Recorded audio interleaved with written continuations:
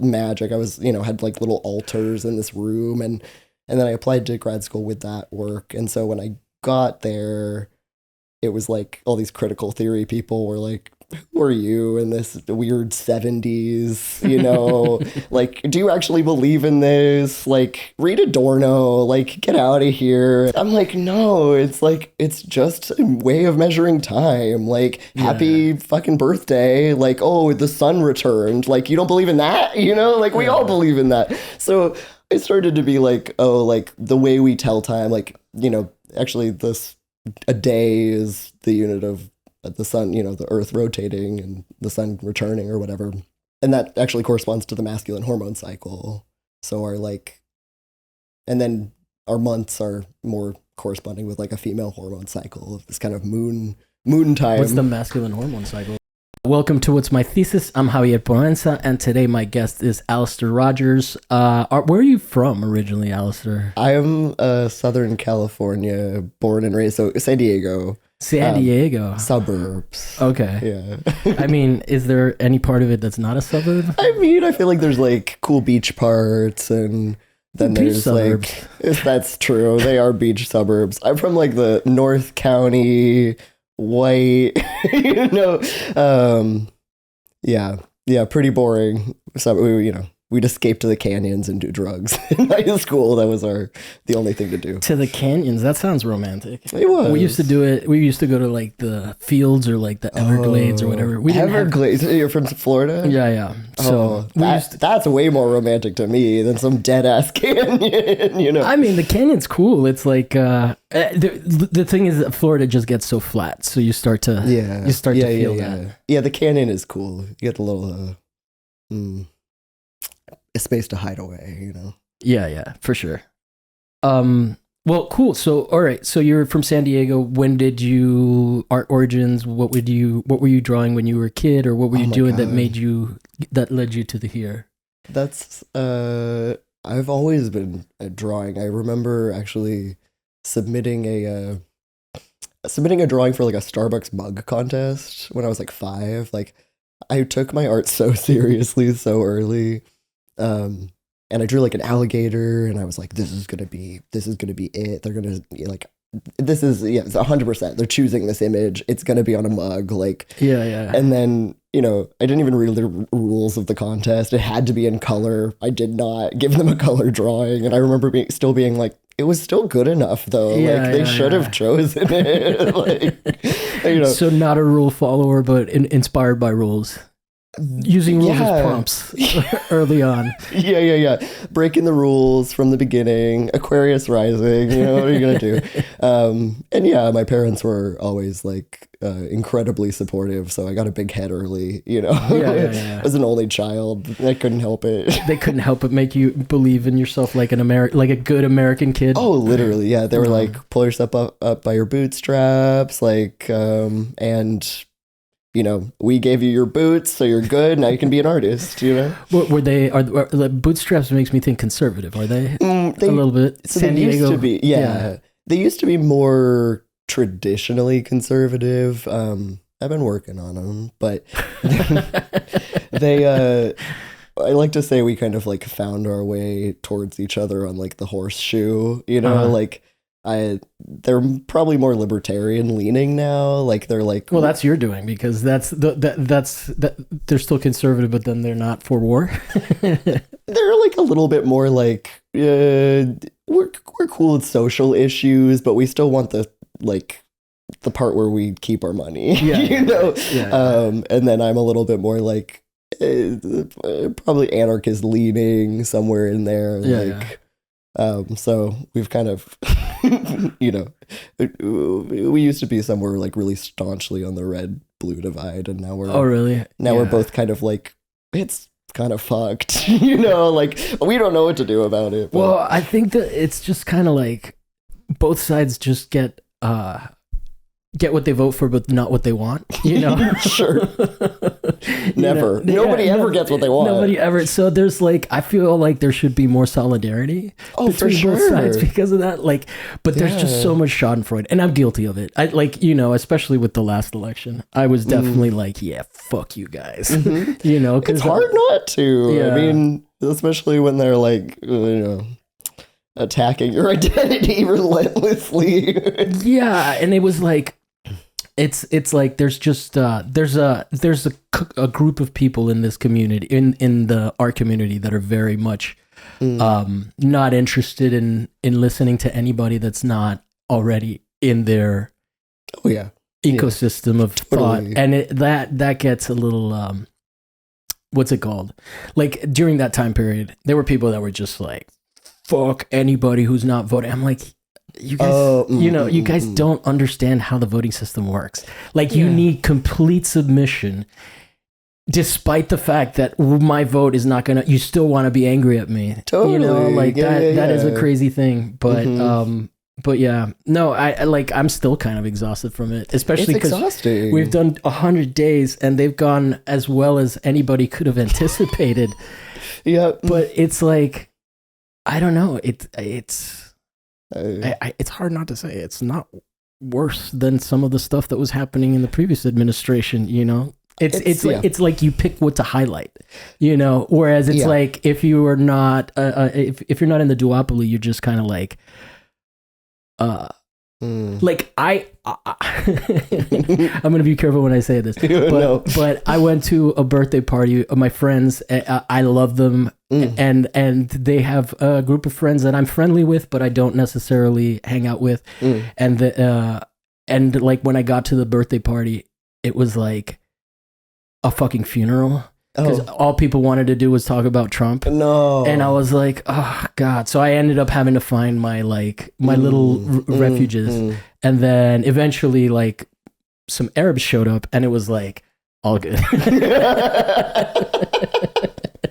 Yeah, now the party starts. Yeah. And I don't mean that I'm just like for me it wasn't like, look, I get it. I understand. But to me it's just we've been hating this guy for so long. I'm bored. Yeah. I'm like, there's more like he's a symptom of a larger problem. And also, like, I just can't imagine being that invested. Like, I used to be invested. Like, during the Bush era, I was invested in the Democrats winning. And the freedom that comes from not, like, basing your will, like, just putting your will into something that you have really no control over. That's a manipulation to begin with, like...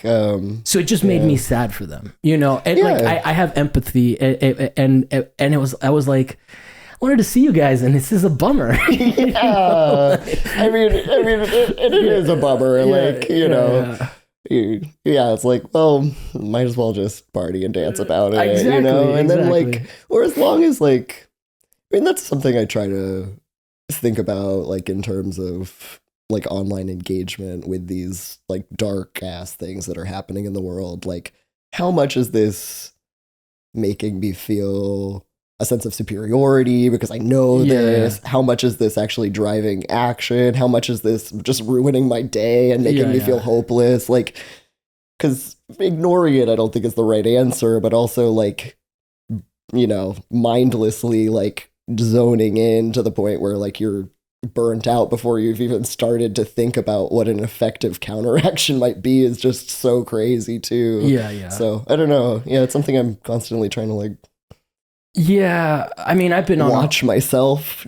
No, I definitely am more, I'll say postmodern in my engagement, What does that mean? Just kind of like, I'm about as politically active as a Catholic is religious. You know what I mean? Okay, sure. Like, I do it for community, for sense, and then just to kind of find my people. And then also, it's just so people know I'm crazy. Because I did get at that party, someone did say, like, you post shit that's crazy. And I'm like, I get why you think that. Yeah. But it's like, but it's not, Well, that's like my mom, we'll be talking about something and I'll be like, like, I have friends that are undocumented and it's kind of scary. Like, and then she'll be like, well, like, both sides are so extreme. And I'm like, I'm pretty extreme compared to who you even might be talking about occasionally.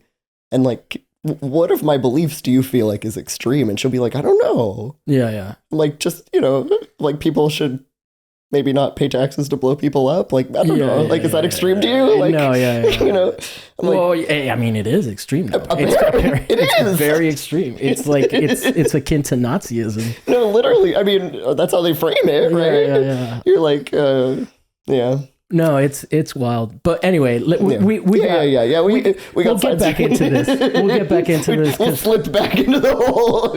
I tried not to watch news before you. That's my thing. Like I make an effort. Oh, no. But we kind of. I mean, we not directly go back and forth. Mm. But I think we kind of voice a similar perspective on I mean, I'm kind of at the point where I'm realizing that like liberalism is I'm trying to find an instance where fascism didn't come from liberalism, as a response, because I've heard that said before, and then I started looking, and it's like the numbers aren't good. I can say that the one socialist one that I found was Allende, who he was a socialist, and then he ended up. My understanding from what I've seen is that there was a coup and he basically killed himself because they exhumed his body at one point to save everybody else that was in that room. So like true socialist. Sure. Like these guys, you guys don't have to die, So but that was CIA backed. But it was also pushed by Nixon, who was a liberal. So it's you see these situations where liberals literally are benefiting in countries in South America where they're like doing this, and it's just like, holy shit, dude. Like, and then that puts those people in context that like the people that have that mindset of like you have to vote Democrat or you're fucking up the world. Like, you're like, what part of the world are you talking about? Yeah, but it's like. They hate anyone to the left of them, and they're so hard line to like hold this position right next to fascism, as close to the line as we can get, but we gotta stop it. And it's like, nah, dog, I'm playing that game no more. Well, it's like, I think at some point I was like, you're just holding my rights hostage. Yeah. Like, you're not going to freely give me rights. Like, I have to somehow earn them by voting for the worst candidate I've ever seen. Like, no, no, give me something. And like, as they're doing the most horrible thing in my lifetime, and then handing pretending, off the torch. And I still say, I mean, like, I don't think I don't think it's feasible for Trump to do as much damage because the damage has already been done, right? Like, they would create a little slip and slide for him. Yeah. So it's like all the people like who were like, I want to vote it for, like, she'll be better on it. I was like, anybody's gonna be better on it because it's already done. Yeah, So I just didn't want to give her the credit of like being better, I pulled tarot cards on it because I was like, I don't want to vote for her. Oh, really? Like, I feel bad about this. I'm 31. Okay, that's probably why you're still struggling with it. I've been gone. I've been out of the Dems, but like I'm never coming back. But go ahead. Sorry. Oh no, just I like. Welcome, by the way. Thank you. I pulled like the Page of Cups for Jill Stein, which is kind of like the flary guy. And I was like, yeah, that tracks. And then it was the Queen of Pentacles for Claudia de la Cruz, and I'm like, of course, like Queen of the Material World, like this is it, And then I got some really good card for Kamala, and I was like, what? Like, no. And then I kept like being like, but. And it was like, no, this is strategy. This is strategic right now. And I was like, but will I ever forgive myself? And it was like King of Cups. And I was like, okay, I can forgive myself. Oh, wow. So you're still kind of trapped in some of those games, some of those prisons of like... I didn't know what else to do, I was like, would I feel terrible if like California turned and I didn't vote for Kamala Harris? Oh my God.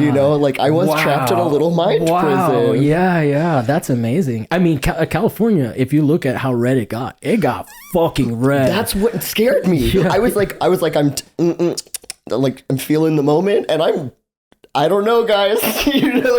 Like I'm not just gonna count on this. Like this feels bad. Well, as someone who grew up in a swing state, I can tell you that it's it's all bullshit. Well, it's what radicalized me. Yeah, and it's not a coincidence that a lot of people that are from Florida agree with me on some of the things that I post that are a little bit anti DNC. Yeah, because they're like they have. It's the same fucking people funding, but both it's not. parties. But it's not even that. They've just been so shitty to us. Oh, like they 1,000%. Like Miami has given them that fucking state so many times, and they just disparage us, call us white. Sure, So it's like. It's like, of course, these people don't want anything to do. Like even liberals who do it out of duty, like it's just, it was like, it's like you abandon your soldiers, especially like I campaigned for the Obama administration. That's when I started to see cracks, though. I would go to his speeches and I'd just be like, yo, this guy's reading from teleprompter. What is he even saying? Yeah, no. It feels so good to listen, and nothing is making any sense, or like there's no substance. Yeah, and I would say that to the people that were attending, and they would get defensive. Oh, of course. Yeah, it's like, it really is cultish. But anyway, so we never got into how you decided to become an artist, because that's not a fun choice. Well, I think like, or was it magical? It was magical. I mean, I think I was like encouraged early on. I had the opportunity because my parents were like, gave me this big old safety net that not a lot of people get. And I was like obsessed with drawing and painting from a young age, and kind of everything else too. Like I remember being like, I'm going to direct a movie. I'm going to make a fashion line. Like it was just like, I'm going to do everything. And I'll just kind of plan my life, which peaks and valleys of my career I'll take. And I think weirdly a lot of it has kind of come to fruition, in that like, I'm in grad school, I'm graduating with my MFA, and like. Where from? So this is from UCI, Claire Trevor School of the Arts. Shout out. Who's Claire Trevor? I don't know. I should look that up. That's one of those. Someone that had a lot of money, apparently. Yeah. Our school is literally sponsored by Pepsi Cola. Oh, really? So all the vending machines? There's no Coca-Cola on campus. It's a bizarre place. Like, I went to UC Santa Barbara for undergrad. Oh, okay. And so it's just like, beach town party. Oh, it was wild. It was so wild. One of the most misogynistic places I've ever been. I also weirdly appreciated it for being so unpretentious. Oh, really? Yeah, I think like I visited my friends at like Cal, Berkeley, or even like some more prestigious art schools, and like just the vibe was a little bit more like, I know something you don't know. Oh, yeah. And Santa Barbara, you walk down the street, they're like, you want to play beer pong? It's like, it was like very inclusive, and with the big asterisk of like really rich, really white, like. What made it so misogynist? Oh, okay. So, there were just like men that would stand on street corners waiting for the new freshmen who were drunk to like literally like maybe high key predators, like to like kind of just persuade one of them out of the pack. Oh, wow. So they could get like steal them away and like drive them out of town. And I don't know, there were like 30-year-old men that were like trolling the like halls of the. Is that misogynist or is that predatory? Okay, 100% predatory. But then like lots of catcalling, lots of like. I thought you meant institutionally. Oh no! I think it was just like that town was a scary place. And I mean, actually, while I was there, the whole Alystair Rogers shooting thing happened. What was that? I forget the name rings. One of many incel kind of incidents, but he like mass shooter, not a person of color that got shot. Correct. I just the shooting. It could be so many things. So I know it's America. Yeah. What kind of shooting are you talking about? No. He wrote like some kind of really scary manifesto about how women should be in cages, and then like killed his roommates, that stabbed them, and then like left the house, and then just like went to all these sororities and like. Whoa! And that was in Santa Barbara. That was in while you were there. While I was there, my friends were walking home from the convenience store that like 5 minutes later, like 3 people died at because he like drove by and like shot them, and it was a wild time, and like even beyond that happening, there was also a party that turned into like a riot that the police had to quell through like tear gassing the entire square mile of the party town. That's like right those guys adjacent. Had such boners. Oh my god, they were shooting rubber bullets at like 100-pound teenagers. You know, it was like fucked up.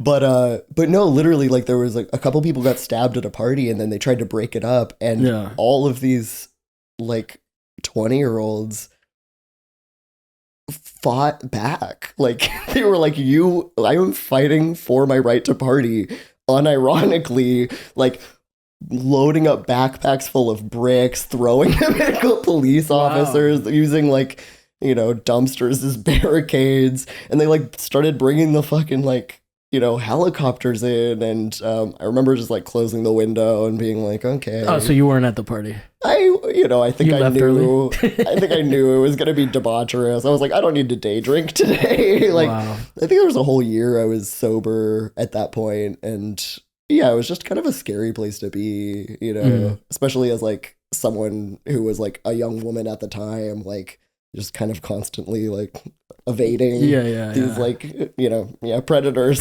Yeah. But that's crazy. It was a scary time.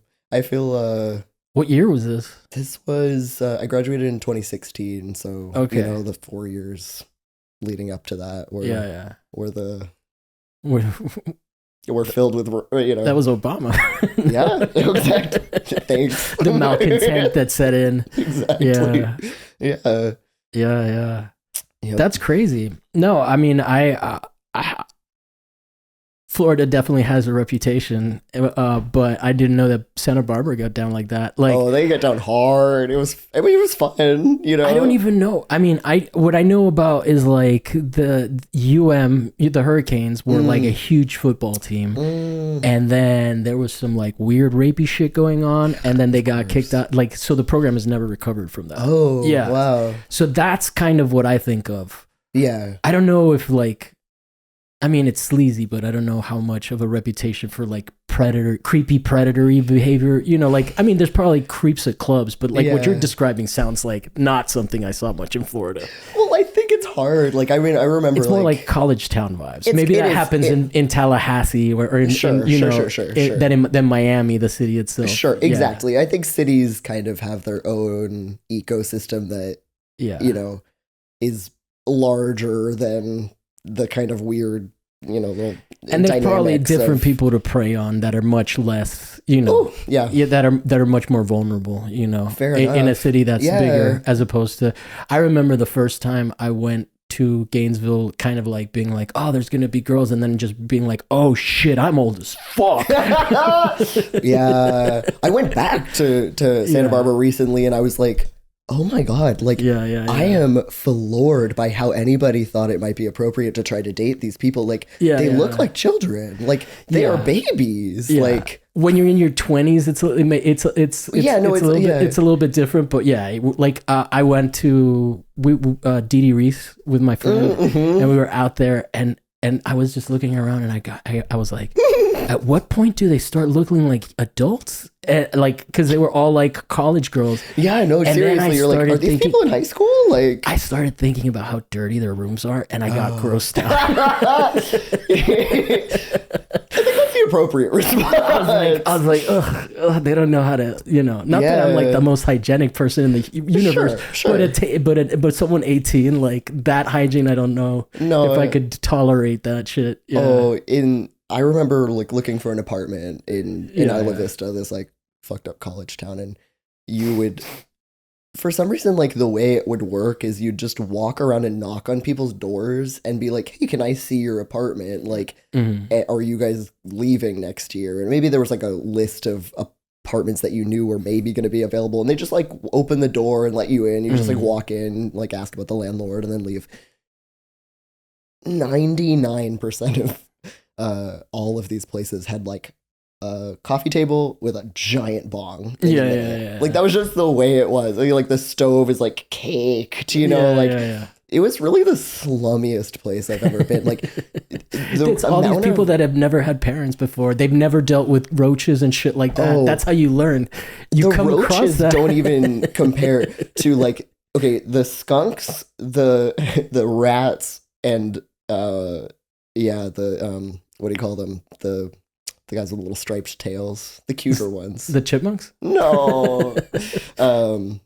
Just varmint. Like, just like vermin everywhere. Like you would like walk past a dumpster and sometimes like rats would just jump out at you. Oh, like, wow, yeah. It was a dirty place. Like disgusting. That's so gross. It was so gross. So then, what are you doing with art now? Like what your MFA? Oh my god, at Irvine. Yeah, Your Irvine's a good school though. Irvine is a good school. I know a bunch of people that graduated from there, and they're doing okay. They're doing okay. I mean, fingers crossed. I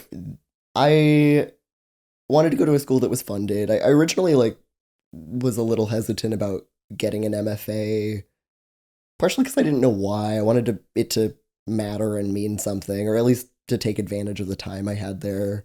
And I had known so many people that had gone back to school, maybe even spent a lot of money, gotten an MFA, and then it didn't really help them in their career necessarily. And like, we were, like maybe they had a lot more stuff in their CV and they were a lot better spoken about their work, for example, but we weren't necessarily like on totally different stratospheres in terms of like the art hustle or something. And now I think I don't necessarily. I think the more I learn about the art world, or the more I feel like accepted by it, and slowly, the less I feel like any need for validation from it. I think that's honestly like there's kind of like a law of attraction thing there too. It's like I think the harder you try to go after something, sometimes there's like create more resistance through it, but. Or you want it in a certain way and you miss the opportunities. Exactly. So I'm trying to just kind of like let go and let God as far as the art stuff goes. But yeah, just like I think I've learned that I want to teach through being here. Like interacting with all the young people has been so fun. Oh, really? Yeah. I hate them, but go ahead. But it whatever gives you purpose, man. That's why we need people like you and me. Yeah. I mean, I think, I just really like talking to people about their hopes and dreams, and I don't know. And just secretly being like, haha, never gonna happen. In your generation, are you kidding me? I think we sold your future to China. No, literally. I'm like, guys, the world is ending. Use it to your advantage. That's kind of I'm like, nothing matters anymore. So do what you love. Don't listen to these professors that are like, this is the way to make art. I'm like, all the people that spent all that time learning how to code are fucked now. They don't need it. Yeah, they're not. Oh my God. I almost did that. I mean, not really, but I considered it. There were so many years before I ended up going back to grad school that I was like, what's my like 1 year like hustling plan so that I can figure out how to make money without having to work full time? And, eventually I was just like, yeah, I'm just going to quit my job and apply to grad school and then be fucked on the other side, and we'll see, but, what am I doing with the art thing? I think like I'd like to teach and sell stuff. We'll see. I'd like to not ever have a full-time job ever again. Like working or a shitty one, at least. Yeah, I mean, maybe if it was really aligned with some kind of like sense of purpose, I'd be stoked to do it. But you're not a company man. I'm not a company man. I I went to I worked at this. I worked as like a marketing manager for like years, and it just really was so soulless. Like. I was like, I'm stressed about the least important thing in the entire world. Like I can't do this all day, every day. Like it's killing me. But yeah, I don't know. I feel like craft is really important to me. Like I have like a little side hustle with some mugs and stuff. I'm like, I Mhm. want to make, I don't know. I've been thinking a lot about art or like memes as units of culture. Art is like the frame that we put around something, and that like this the framing of time and space as this, I don't know, the foundation on which like all of our thinking gets established. And uh yeah, like I think I started thinking a lot about gender when I first got to grad school. Mhm. I'd been like closeted and trying to not come out for a very long time.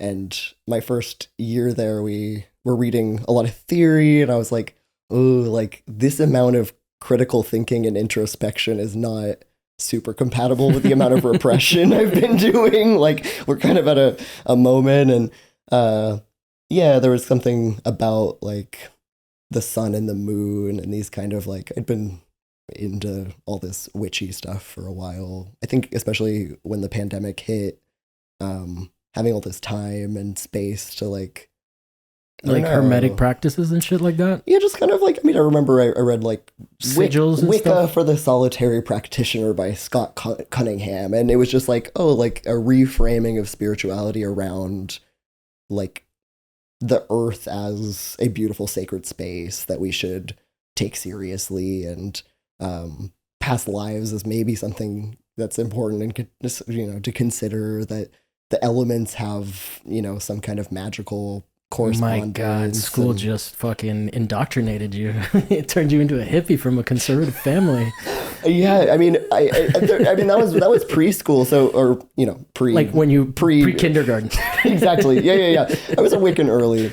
No, I this was like in 2020, and then I ended up like making some art that was very inspired by magic. I was, you know, had like little altars in this room, and then I applied to grad school with that work. And so when I got there, it was like all these critical theory people were like, who are you in this weird 70s, you know, like, do you actually believe in this? Like, read Adorno, like, get out of here. What's And Adorno? I don't know. He hates astrology.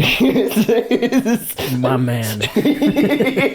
I'm like, no, it's like, it's just a way of measuring time. Like, happy fucking birthday. Like, oh, the sun returned. Like, you don't believe in that? You know, like, we all believe in that. So it started to be like, oh, like the way we tell time, like, you know, actually a day is the unit of the sun, you know, the earth rotating and the sun returning or whatever.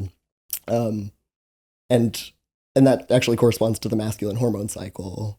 So our like, and then our months are more corresponding with like a female hormone cycle of this kind of moon time. What's the masculine hormone cycle? It's just a 24-hour thing. It's like synced up with the sun. It's just is that would you blame morning wood on and stuff like that? Yeah, I think so. Yeah, it's like, I mean, it's interesting. Like I remember kind of being terrified of starting to take testosterone because people were like, first of all, it makes you aggressive.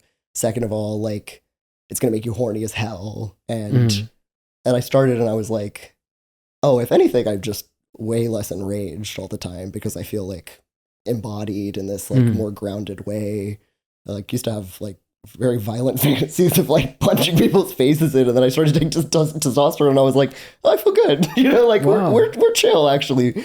I was like, that was more the repression than and I'm like, oh, that's probably a lot of, you know, and definitely like I can get like a little revved up in a way like that feels related, but it's yeah, I'm like, I don't think it has to do with violence so much as like I don't know. Yeah. You haven't reached full manliness then. Apparently not. Yeah. No, I mean, we get a bad rep, but for sure. Yeah. But I think like, I mean, I think it is like so much of it is repression. Like there's really no space for men to talk about their feelings, and like, especially like to complain about being and a man immediately these days. I'm immediately already like, and yeah, boo fucking who for me too. Like, I'm not even ironically, I was totally. like, I immediately wanted to change the topic about it's so fucking hard, and it's like, I don't know, I mean, it's such a disservice and whatever, but yeah, I mean, I don't have a hard time talking about my feelings, but I think that I get nervous talking about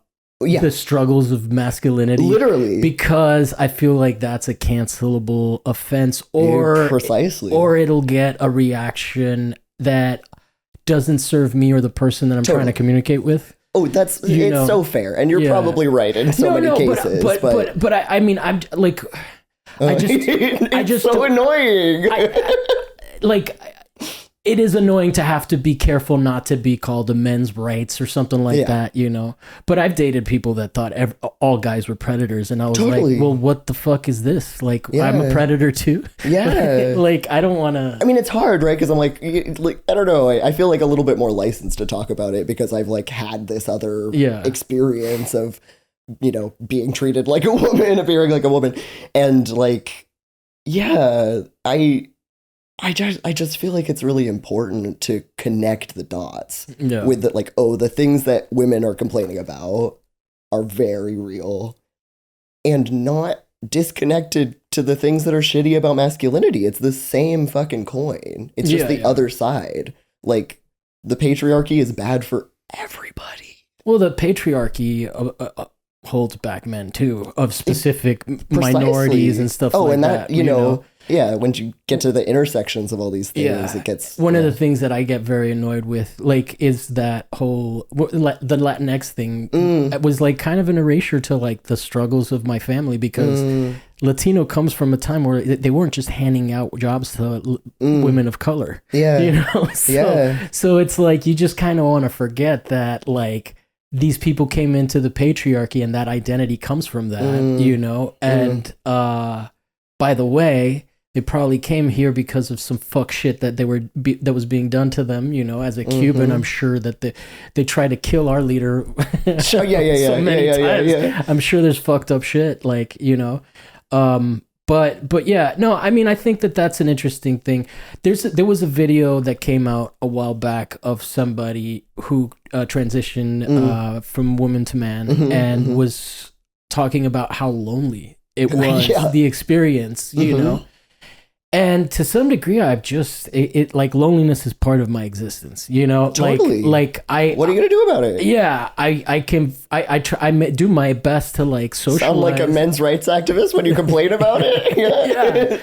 No, I mean, like, but also, like, I don't know. I think that was a really interesting thing to see this person that had been used to, like, going to the bathroom together with other women and stuff like that, and then just realizing, like, oh yeah, it's not grass is greener. It's different sets of problems. It is a different set of problems, and I will say, like, it feels a lot easier being out in public, like, as a dude. Like, I mean, and you know.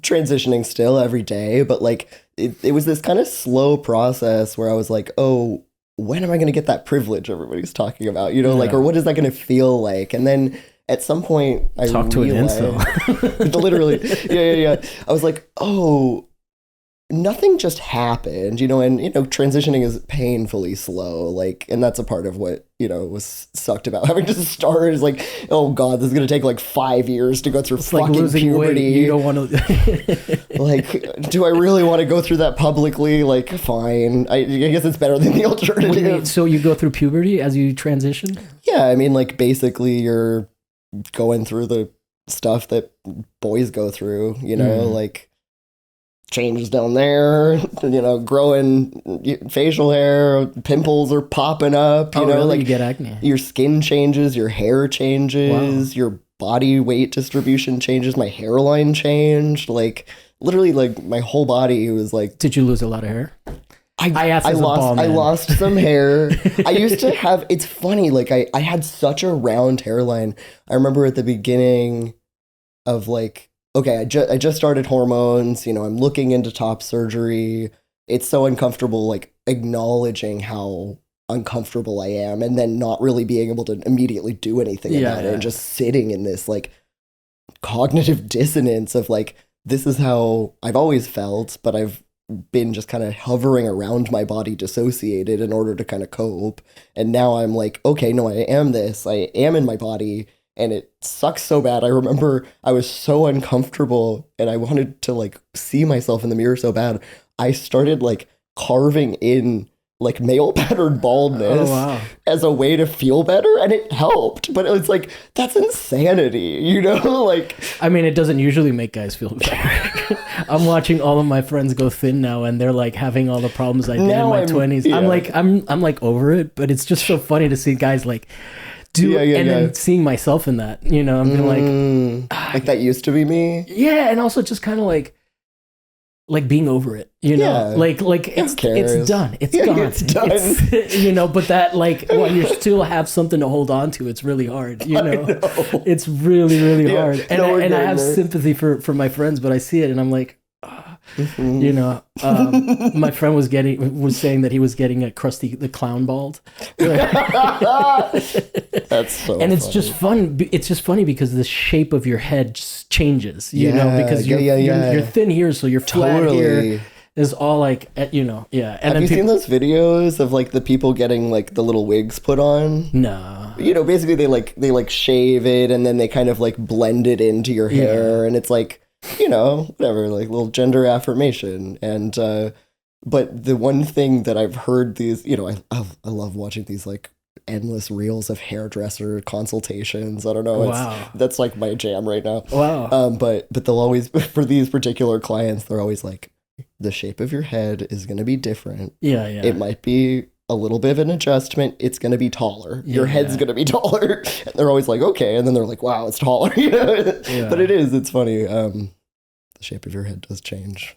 And I used to have like long, luscious hair that girls would come up to me and touch it and stuff and be like, ooh. And so, it was not an easy thing. You could still do it just in the back.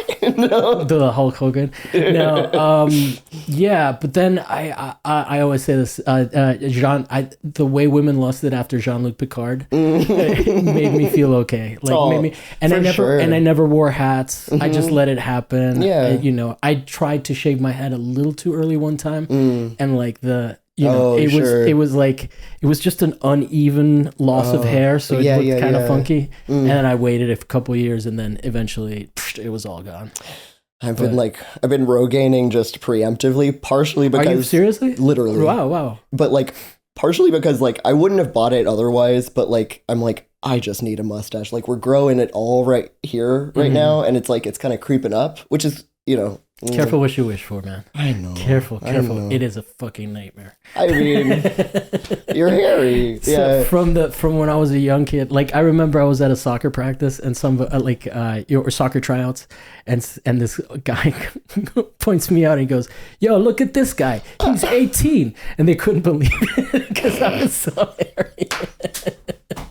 And he didn't mean anything by it. It wasn't he was just like shocked. You know? It was like more like look at this freak rather than like But oh baby, that's funny. No, but I'm Rogaining my upper lip. Really? I mean, okay, part of it is like I'm like all good facial hair starts here. Yeah. You can't just. Yeah. You know, chin straps. I'm not trying to do a Theo Vaughn. Like I just Mormon, don't. Mormon chin beard. No, not Mormon. Amish. Oh, is that? Yeah. It's something. Yeah, Amish. Mormons Mormons are known for deviant sexual shit, not weird facial hair. So I want to get my oh man, get things right. But yeah, no, I mean that's crazy. So then like. Tell me more about that. I mean, if you're comfortable, tell me. Sure. Yeah. Like, what questions do you have? Well, I mean, welcome to being a bro. Thank you. Is that how you identify? You go. What are your pronouns?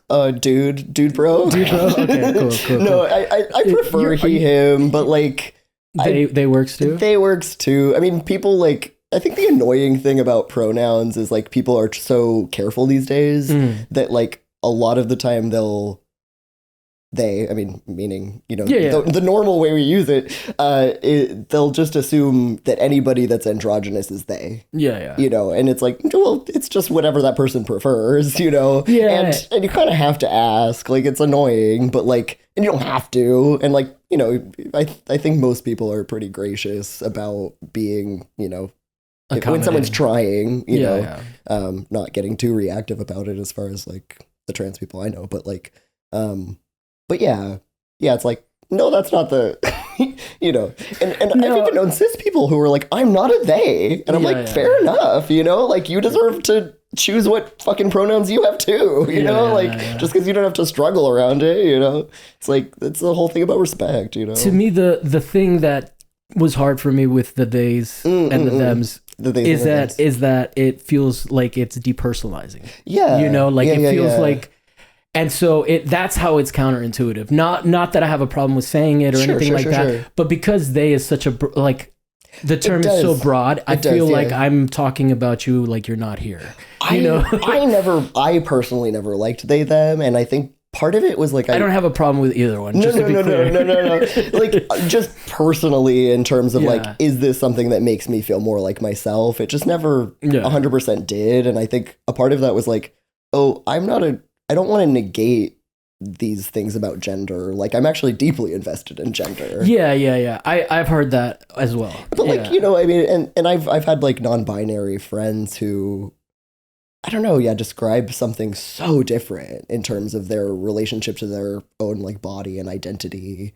That's like, no, I'm not a person. Like I've had some non-binary friends that are like, I am a pile of rats. Like I'll be like, oh, you know, like don't say that about yourself. And they're like, no, you're actually being offensive by getting offended by that, you know? And I'm like, whatever, you know, like, hey man, you know, you can be a pile of rats. Who am I to judge that, you know? But to get offended for me trying to make you feel like, be like, you're not a piece of shit. They're like, that's actually my gender identity is a pile of poo. So. Sorry for the misunderstanding. No, but literally, I'm like, oh wow, like that's actually so interesting. That's not how I see myself at all. Like, But I also think that to some degree, everybody's a they. You know, like, literally. Like in a grammatical sense, you can refer to anybody as a they within a certain context, right? Yeah, so 100%. Like, so it's not that hard for me of a thing. Totally. That would be my only thing, like, for me to be called they, like makes me, and then also like, I don't have a problem doing it, but I do feel like I'm like distancing myself from you. I'm like, they, them. They, you know, like it does feel it and whatever. Whatever you want to be called, I'm okay with. It doesn't hurt me to distance myself, but it seems counterintuitive to the intent of me. You know, language wise, Like I don't know. Yeah, it's interesting because we don't really have like a strong alternative to something that is not binary gender in terms of pronouns, but you know, anything else kind of feels like very radical, you know, like Zer, or like, I don't know, like they're just like not popular enough to be like whatever alternatives. But yeah, no, like it's would funny. Would you be offended if someone called you a Z or Sir? I mean, that would be kind of passive aggressive, no? I mean, if I didn't ask them to, I'd be like, "Oh, what are you, a Zer?" Yeah, sir. No, sir is sometimes weird too. I'm like, I'm a dude. I'm not like some old man, you know. I use sir as a form of respect. I got into doing it by calling the kids that I coach sir. Oh, you know, that's cute. As like thank you, sir. Oh, good job, sir. I love that. But I'd never thought that maybe it might upset people to be called a sir. No, it's not upsetting. It's more just like, who are you talking about? You know, like you haven't embodied that yet for yourself. You think? I guess so. I feel I feel like a boy. You know, I'm still going through puberty. Let me cook. You know, I'm not sir yet. But yeah, I don't know. I mean, maybe there's a little bit of a lack of investment in gender in me too. In that, like, ultimately I am probably non-binary in that, like, I'm not a cis guy, you know, and I never will be, regardless of however many like changes I make. It's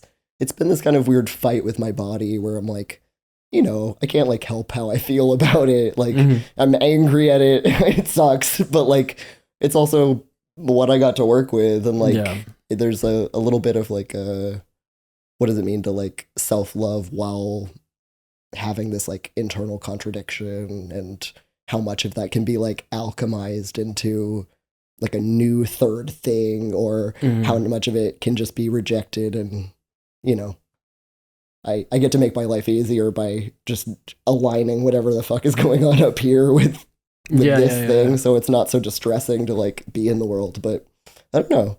It's I think Transis is a really interesting site of like in-betweenness. And it does expose a lot of the things that we do as people to be accepted, and the choices we make in terms of like normalizing certain behaviors and the way we exist in the world. And like, it just kind of exposes all of that. It's interesting to me. And I don't know, it's interesting that you were talking about like all of us to some degree being like they, them, meaning like, you know, I think absolutely like the way we talk, we're often, code switching, but like not in that way. Yeah, like there's a comedian named Alok. Do you know them? Alok? Is that how you say it? Is the trans person, like outspoken trans person? Yeah, they wear fabulous outfits and like make like really cute, funny comedy. And they were doing a bunch of Instagram posts around. I didn't know they were a comedian. Oh yeah, I think they have like a Netflix special or something, okay. Or a roundup of things. But very controversial figure. Are they? Yeah. Interesting. Wait, I think I might get in trouble. Do you know who Blair White is? Oh, she's that conservative trans person. Oh, so she's gone after Alok for saying that little girls are kinky and stuff. Oh, I see. Stuff like that. Yeah. Which, so I don't know. I mean, interesting. Yeah, I haven't gotten in that rabbit hole yet, but I follow them on Instagram, and I think the thing that I appreciated of their work was they were for a while highlighting these different books on like history of gender, and there were a couple there were like several different sightings of like this kind of campaign in the early 20th century to basically negate a lot of like what was supposedly like a growing consensus among like endocrinologists that all humans were to some degree intersex, and that we just to various degrees had like internal and external expressions. And that like they were like no, like the gender binary is actually really important, and it's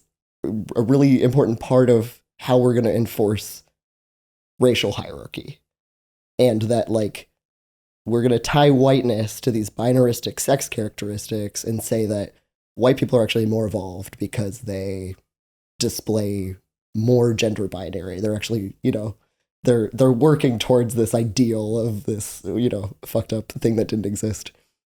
And so, yeah, like I think about that a lot. Like, when I went to the like campus,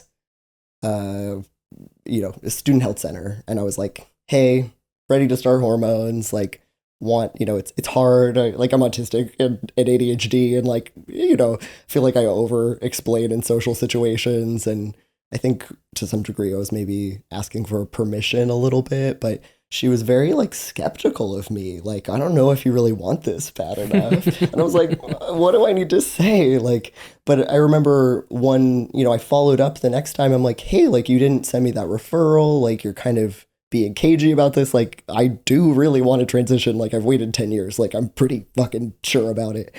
And she was like, oh, I'm so glad to hear that. Like, I was really worried because you didn't like your haircut. Like, you got a short haircut and you didn't like it. So, like, how could you be a boy? And I was like, so wait, you had this this was from another conversation that you had, and then she was conflating these two things? Basically, the first time I had met with her, I was kind of talking about like how you didn't like your haircut. Yeah, I was like, it's scary to transition. Yeah. Like, I think I'm really excited for like the biological, or like the body part of it. Like, I really want to be able to be myself and see myself in the mirror. Like, the social aspects of transition feel a lot more like overwhelming. Like, but you know, whatever we got to do, like, but I think in that I was kind of talking about like how gender was kind of strange to me and how like, you know, like it's not that I wanted to be the most masculine guy in the world. Like I had That's still my goal. I mean, look at you.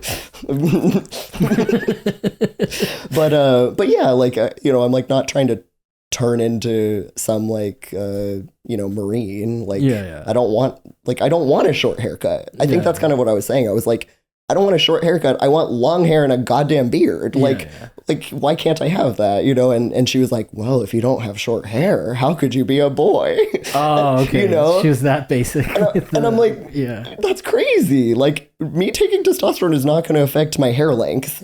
By the way, you know, like, so anyway, No, and I mean, fucking 80s were all about dudes, like androgyny and stuff, you know? All little dolphin shorts.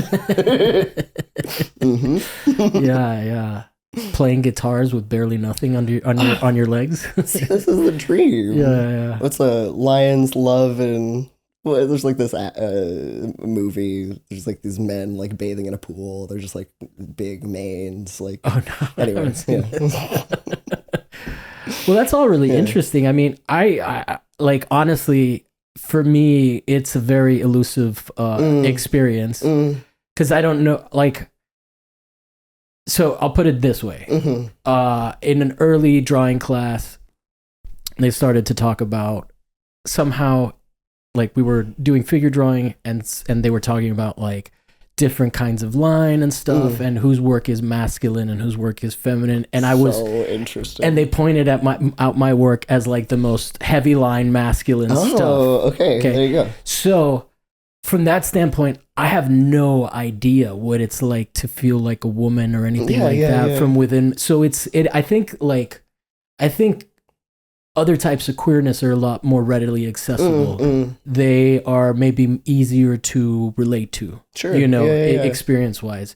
So it's fascinating to have you kind of talk me through that because, like I said, I can only imagine it, and I'll probably make some shit up if you don't tell me so. For sure. I mean, we all do, right? Like we're filling in the blanks constantly, whether we realize it or not. And I think that's kind of one of the problems with anti-racism. I think bigotry just kind of comes from like just being dumb. I mean, 100%. It's ignorance. Not necessarily like it's not. I mean, sometimes it's outright malicious for sure. But of course, there's bad people in the world, or doing bad things. Yeah, there's people dying at alarming rates.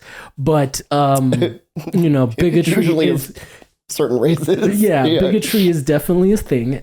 So I don't want to minimize that, but it's interesting how much you watch like old movies, even from the 90s when everybody was like so progressive and whatnot. And you're like, holy shit. I've come so far. But like at some point I existed within a belief system that could see that and be entertained by it without being like absolutely any red flags, you know? Like, this did not. It's like that's such an interesting process of like, just like your cultural conditioning, like, I said it before, but like, I know I talk a lot of shit about Gen Z and Gen Alpha being little snitches and stuff like that, but I think that part of the process of like you're born into the system where why wouldn't you trust what you're told? Why wouldn't you trust what people are saying? And then what's the alternative? And then alienate yourself completely. But then slowly you start to. You're like, and that's what we've done. You slowly you're like you try to walk it the way that I do. Like I go to that birthday party and everybody. I'm not gonna like argue with people. Of course, I'm just like, oh, this kind of sucks. I don't want to get into this conversation. Like I don't want to tell them that I think they're the problem. Yeah. I mean, it's probably a good thing. That probably wouldn't go over well.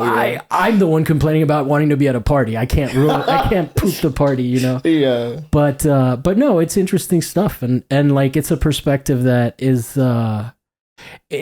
it's one of those things where like ultimately I don't care. Like people Sure. are people. Yeah, like yeah. so like Autonomy. if I don't necessarily get every single aspect of someone's POV, like it's like I'm never gonna know what it's like to be a black person. You know, same shit. Yeah. You know, so it's like, but as long as like I don't like allyship or any of that performative stuff, like like you can just be friends with people and for sure. and like, you know, and then kind of want them to be okay. So when I came out, like people would be like, I don't know if I understand. I'm like, bitch, you don't need to.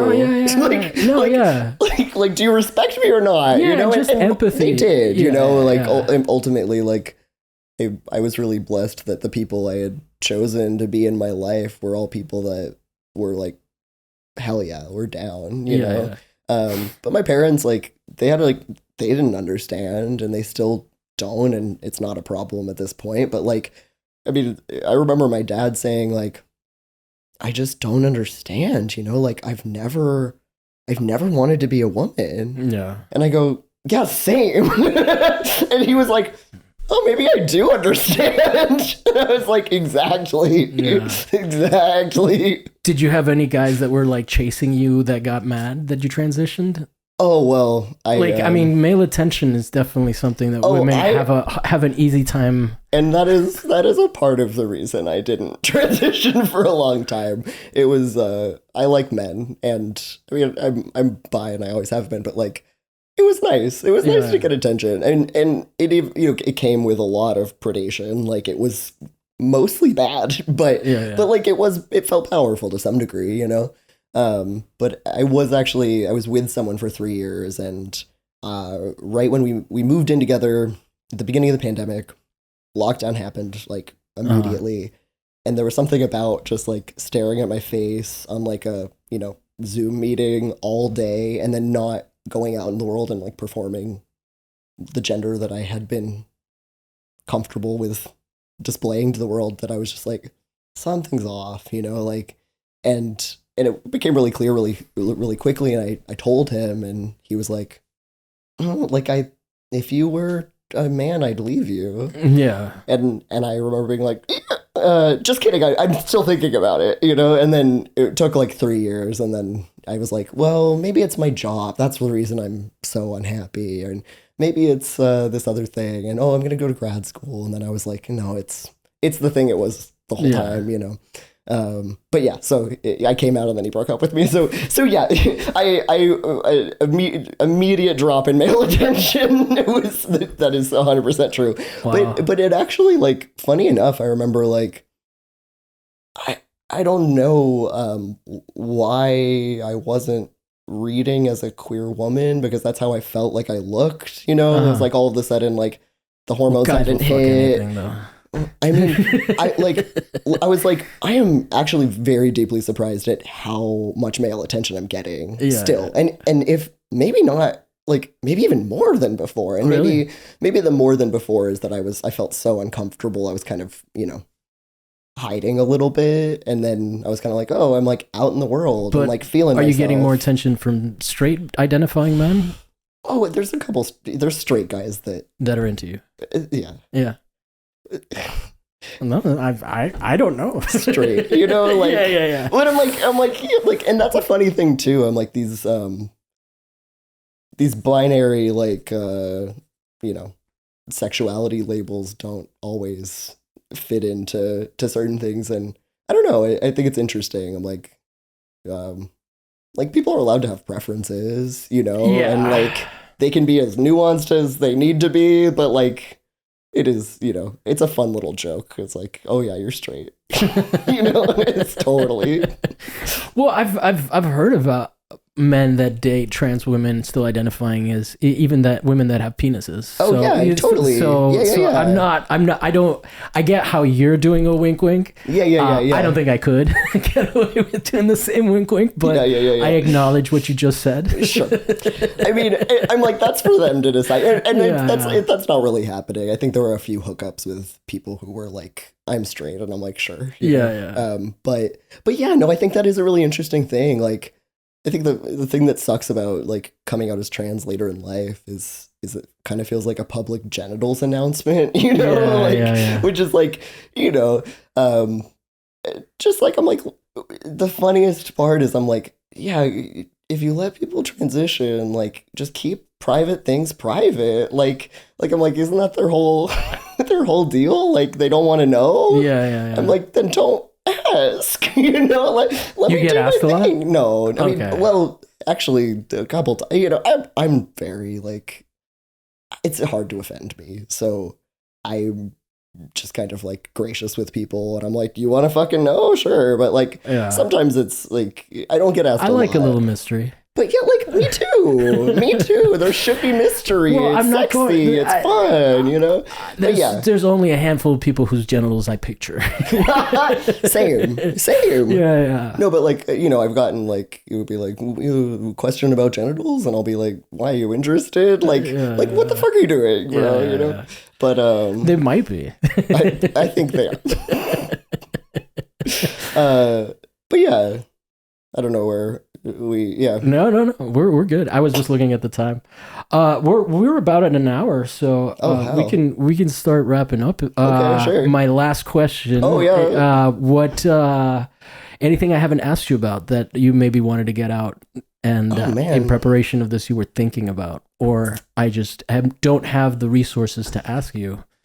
You know, because I definitely, there's a lot of things, especially in this particular conversation, that I wouldn't even know to ask. You know, totally. it's that Donald Rumsfeld thing of the known knowns, the unknown knowns. Yeah. The path disappears when you're on it. Or, I don't know. I came in thinking we were going to talk a lot more about like the maybe themes of my thesis, and I was going to ask you because you just you literally did the thing. So tell me about what's your thesis. Okay, well, so yesterday I defended my thesis and I passed. So like, you know, pat.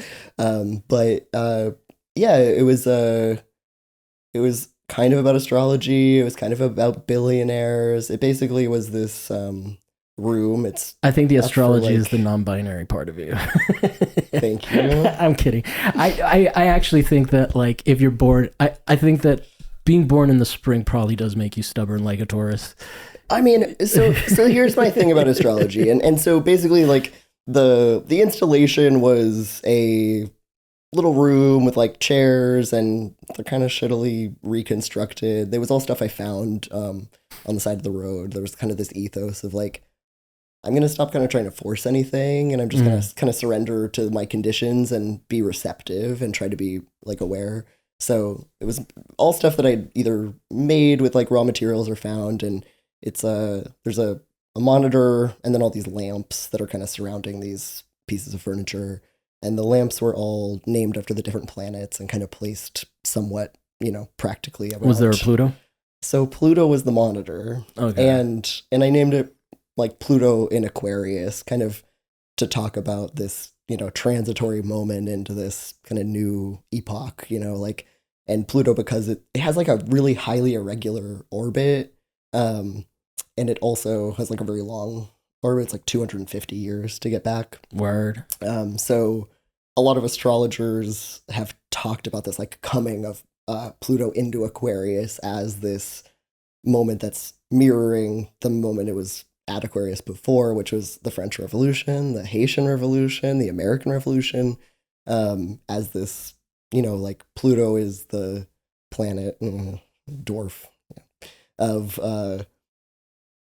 the mythological significance is that it's like power, transformation, death, change, and so it's like change in Aquarius, the sign of like fixed air, it's revolution, it's the collective. And so there's been a lot of speculation on like, oh, this is going to be the time where like things really shift, and like the way we measure things is going to change, and there's going to be a lot more you know, and so I think of Pluto as like I think of astrology as a clock. Like it's just like a really good way of telling time. Like we right now mostly just tell time with the sun, but like why not tell time with the moon? It would help out our female or, you know, friends who have periods. And why is that? Because it regulates the cycle. Well, yeah, I mean, it's just like their experience of the world is so cyclical, which is, you know, I think like time as a flat circle versus time as an arrow. It's really a spiral. It's both, and so like I think there's kind of some balance around like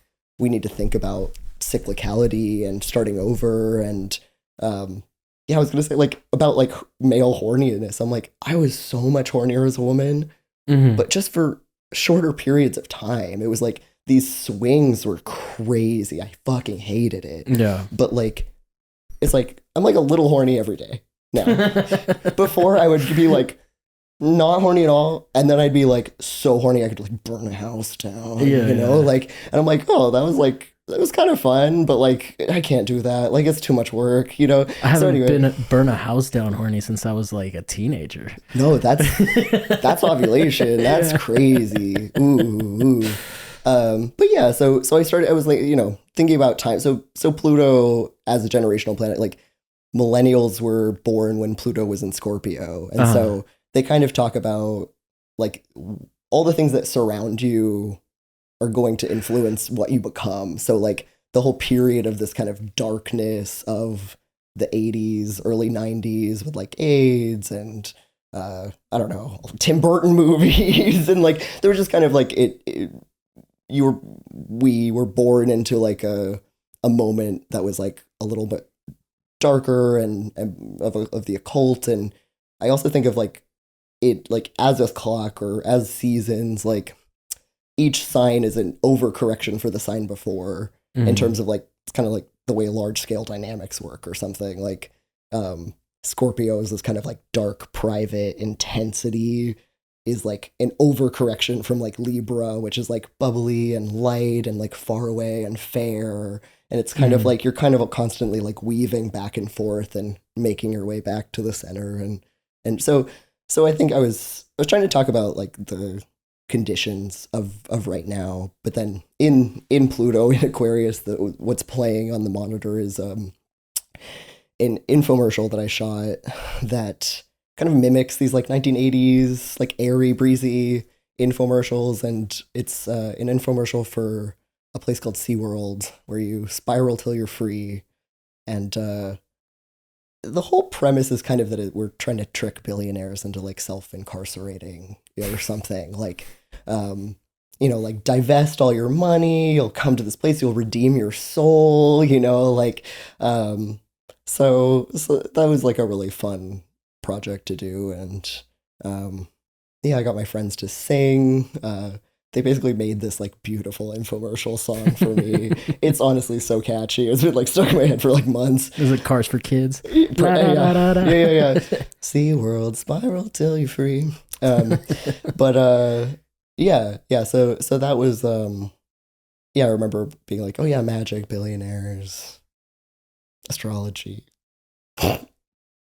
It's just like a language of mythology. It's like, it's a verbal tradition kind of thing. Yeah. It's like, and I think there's something about like, I'm so obsessed with universal symbols and like, and I've gotten a lot of flack for it because it's like, like, what is that really? But I'm like, oh yeah, like it's like Kiki, it's Booba, it's the stars, like these are the things that we can ultimately share as this like heterology. But like, but yeah, ultimately like, I think I want to acknowledge the subjective too, like this kind of obsession with like objective thinking, I think just like erases that we all have this like really unique perspective. And I don't know, like intersectionality is something that can be a location of multiple privileges, and like that's still a perspective, like we're just kind of accepting what our lot is in life or whatever. Yeah. The pain body or psychic pain body or lack thereof. Yeah. I tend to be more critical in the other way. I feel like objectivity is, I think that at least in the political sense, like a lot of, there's, are students being made unsafe on campus kind of thing? Like, is that objectively true? We're taking some... I think that it's an interesting thing when that stuff gets weaponized. Because I think that like during the Biden era, there was this like really dangerous, but I don't think that the people that were pushing for it I think they were just naive, but the whole thing, like no one ever pushes censorship to oppress. They always do it to protect. So I think that for a long time engaging in this idea, you know, like the infrastructure by which this oppressive like the road was laid out during that time period about keeping people safe, about hate speech, and literally the First Amendment protects hate speech, right? And then you had people like Obama during the campaign saying about how we needed to look at the First Amendment, and I'm like, they weren't doing it for queer people. They weren't doing it for. They were doing it's so it. Disingenuous. They were doing it for the people that are getting that coverage now. Yeah, it was always about that. Yeah. It was never about anything else. And for me, that is where I feel like this objectivity. You know, and that's where the postmodernity comes in, where you have these concepts. You know, like right now, DEI is bad, but we got to protect this one group, you know? And like, that is, I'm not against like protecting people with laws and stuff like that, but speech is not violence. And this whole idea of like speech can incite violence and all that shit. Like if I say something and someone goes and kills somebody, fuck you, that's not my fault. Yeah. You know? Totally. I mean, like, yeah, I think there's very specific, and so all of this stuff was already in the books. Yeah. And then now we see what's happening. That's they don't want to shut down TikTok because they're protecting queer people. Oh, they're not. They're not, or black people or anybody. You know, for sure. Yeah. So for me, I get what you're saying. I understand. I'm not necessarily rebutting what you were saying. I think that there's a loss of both. Absolutely, you know, and I think that what you're speaking is more about like the empathy element of it, right? Yeah, you know, like understanding that you might not be able, like respecting people's perspective, which I have no problem. With, you know, but and like acknowledging that you have one too, right? It's like sometimes it's like hard, you know. I think often like the status quo or that identities that hold power societally, like, get erased in that, like, oh, you're just a person when you're a white guy, but then you're a black woman, you know, and so just a like an acknowledgement that we each have a center as like a place to start. But yeah, no, totally. I think like it can also be an overcorrection, right? Like I think we're always just responding to something else, and like the more hardlined we are about things, like the more resistance we create. And so just this idea of like, oh, well, I'll weave part of your perspective into mine is like such a more effective way of like changing minds and hearts. Like in my humble opinion, is never good. I mean, that's how you end up. Like, I think that, like, you know, not to go back into the liberalism thing, but I think that there is a toxicity that comes from that postmodernism. I think that as far as I know, the only university to stand up. First of all, why the fuck does Harvard have tax exempt status? It's not a church. So take that shit away from them. I don't give a fuck. But they're the only university that's standing up for speech. Like, what the fuck? No, all these other liberal institutions are... I almost got fired over striking for Palestine. Yeah. Like, and the not to date, because this is going to come out a lot later, but there was this is like 6 weeks out. But the UCLA raids, when like people are just doing screenings and there's raids now and shit. Like, UCLA, what the fuck?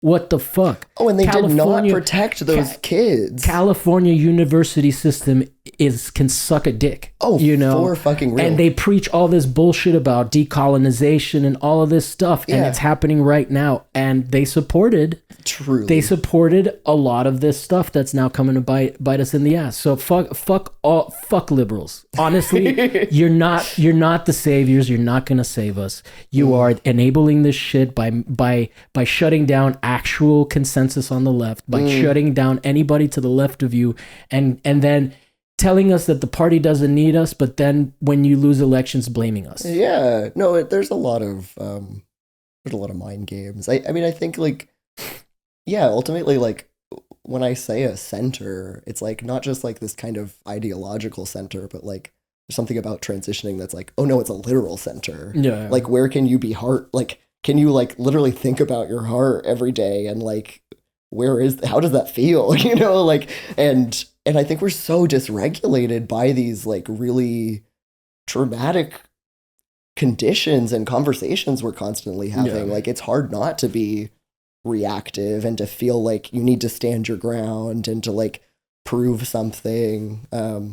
I'm just like, what if we're all worthy? You know? No, yeah. It's like what if we can start there? Or what if we understand the motivations of people's, you know, and because I do get tired of just hearing people being like, well, these people, they don't know, you know, like the narrative is always like the right wingers that are supporting Trump are like degenerates who, you know, they lash out at their lack of power in society. And it's like, why don't they have power in society? They're white people.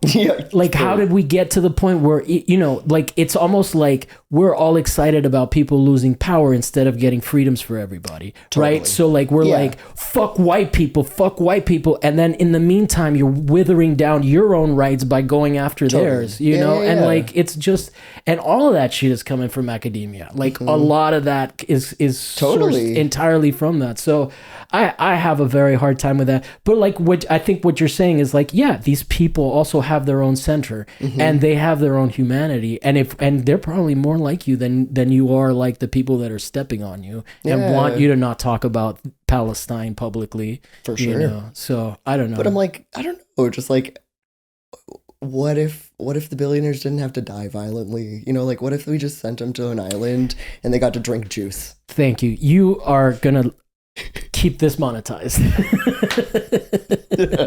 Well, yeah, just they can go to SeaWorld. Yeah. You know? Do you know, have you ever heard of the Paris cafe communist movement? No. So they were in these cafes, they were coming up with ideas of how they could actually make a socialist, you know, because like the argument is that you know, the USSR and Cuba are not actually communist. They what happened is the state took the place of the capitalist class, and they own the means of production. The people don't own the means of production, right? And that so basically the Paris cafe school, or I don't know what it's called. Someone taught me this on an episode way back, but it was basically we have like a community, and then we all agree on what we want done in our community, and we send you up. And if you go up and you betray us, you don't. There are consequences. You can just replace you. You don't get to speak for us. Sure. Whereas whereas like representative democracy is such a tool of oppression. Like you can pretend that voting is going to change anything, but we live in a two-party system. The only two parties that are available are right wing as fuck. Yeah, and like Margaret Thatcher, you know, right wing. And it's just. I'm just sick of people telling me that they're the solution when they're literally the ones that are enabling it by fucking sending all of our wealth to abroad, you know, like that was NAFTA was a Democrat thing, you know. I mean, it's all just churning the military industrial complex. They're just the same fucking squad. It's us versus them, rich versus poor. It's not us versus right, left versus right. It's never has been. I mean, it's like and like I grew up pretty rich, I grew up fairly wealthy and like, you know, a white person. Now I'm a man, you know, like we're stacking up these privileges, you know, but I'm like, even the level of like comfortable wealth that my family's had through like being like dentists, like, is nothing compared to like, you know, and I don't know, I would think this like idea of like, oh, socialism's gonna take everybody's stuff away. It's like, no, we're just gonna get rid of all the fucking waste, you know? There's so many problems created by like acting like there's problems, you know? Like anyway. Just and setting up people up to be terrorists and shit like that, you know. Anyway, we could keep going on this, but we'll wrap up.